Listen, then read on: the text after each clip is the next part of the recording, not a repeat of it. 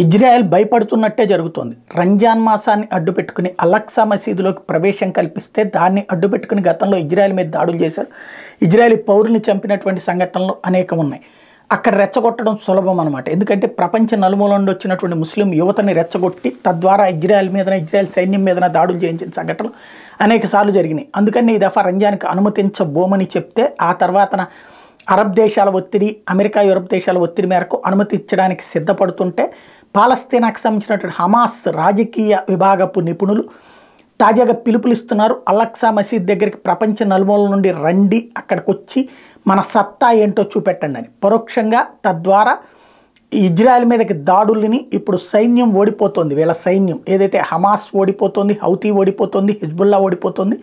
కాబట్టి ప్రజలనే సమిధలుగా వాడి వీళ్ళ తీవ్రవాదాన్ని నడిపించేటటువంటి కుట్రకి తెరతీసింది.